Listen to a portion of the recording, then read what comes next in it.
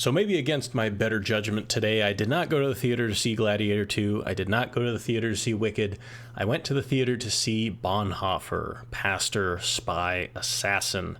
This is written and directed by Todd Kamarnicki, starring Jonas Dassler and Flula Borg. Interestingly enough, I haven't seen him in a very long time, and I only remember him from his YouTube meme days.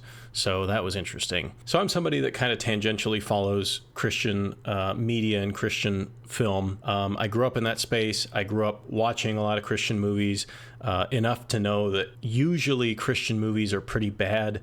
They do a good job at purveying a Christian message or preaching a Christian sermon, but they don't do a great job of making a film. This movie in particular, Bonhoeffer, Pastor, Spy, Assassin, was made by a studio called Angel Studios, which is at this point, pretty well-known Christian film production studio. They brought us things like The Chosen, which is a very popular Christian TV show. They brought us the very controversial Sound of Freedom, starring Jim Caviezel. And they brought us the actually pretty decent biopic Cabrini. And this is their latest, a biopic about Dietrich Bonhoeffer, the German pastor who got wrapped up in a plot to assassinate Adolf Hitler. Now, just giving you that little tidbit about Dietrich Bonhoeffer, you'd think this would be a pretty interesting movie, right? Christian pastor wants to assassinate Adolf Hitler. That's very interesting. Well, that's not quite how it played out in the movie. So I was very disappointed when I walked out of the theater today. The biggest crime of this movie, I would have to say, is that for a title, Bonhoeffer, Pastor, Spy, Assassin, they do not portray Bonhoeffer as a spy. They do not portray him as an assassin, and they only portray him as a pastor for probably like 2 scenes. The rest of the time, he's just somebody who basically is saying the Nazis are bad, the church shouldn't support Nazis, and killing Jews is bad, which is all fair enough. But they made Dietrich Bonhoeffer incredibly boring, which was really, really sad. I have full confidence that the actual life of Dietrich Bonhoeffer was way more interesting than this movie made his life out to be. This could have been a really interesting biopic, and I don't know what happened. The writing was not great. It was a lot of heavy-handed setup for like key little dialogue moments. And some of them just made no sense. It was written like it was supposed to be profound, and a lot of times these profound moments just really didn't hit. For instance, moments that don't make sense. There was a moment where Dietrich says, "Oh, I'm too young to be speaking on behalf of Germany," and he's saying this to an Englishman. And the Englishman says, "Well, David was just a teenager when he defeated Goliath, and Moses was an old man," and then he points to himself because he's old. It's like it made no sense for Dietrich Bonhoeffer to say, "I'm too young to be speaking on behalf of Germany," because he's a grown adult at this point in the movie. Why wouldn't he be old enough to speak for Germany? But that line is just so that this other character can make this biblical allusion to David and Moses.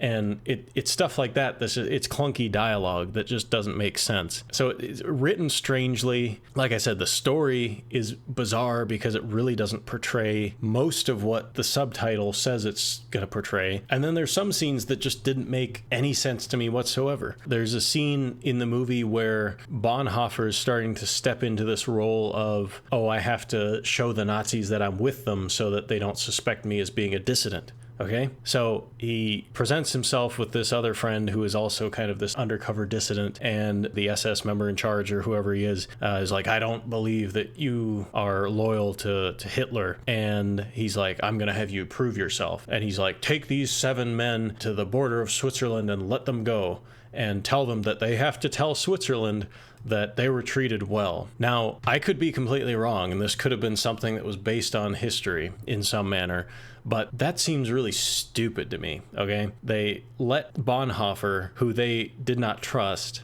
take 7 Jewish men to the Switzerland border to let them go, and they were going to trust them that they were going to tell them that they were treated well in Germany. Something doesn't add up there. And then on the way back to Germany, Bonhoeffer and his friend, who are both dissidents, act like, "Oh, we just freed 7 people."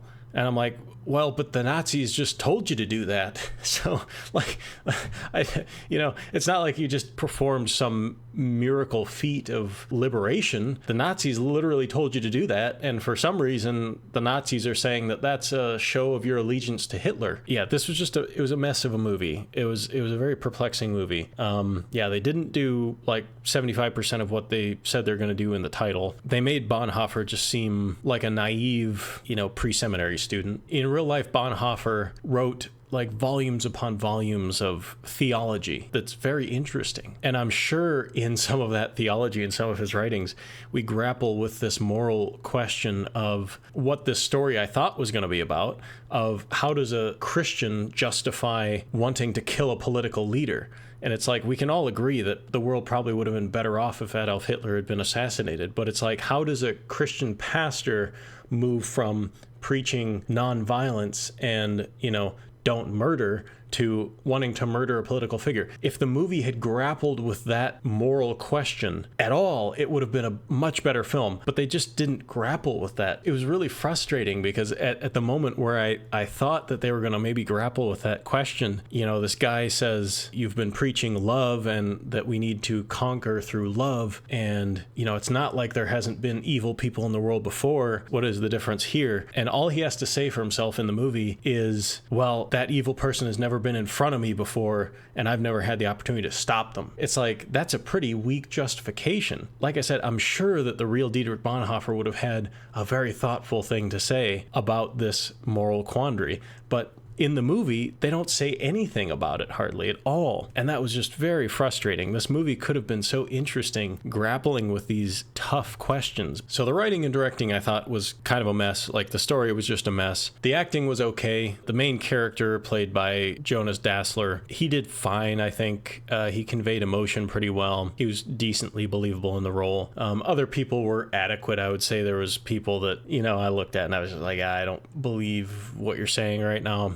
Some of that might have just been the actors who were doing the most that they could with what they were given, and that was just kind of as good as it could be. I think it was filmed okay. I think, they had a couple interesting shots. It was a fine-looking movie. It didn't look low budget. I think their set dressing was okay. It maybe could have been a little bit more believable, but it was fine. It was fine. This could have been something that was really, really interesting, and I feel like they just kind of squandered that, and that was a bummer to see. If I had to rate this, I would say maybe a 10 out of 24. It was pretty rough. Definitely should have seen either Wicked or Gladiator II, but maybe I watched it so you don't have to. Anyway, I hope that was informative for you. Have a good one.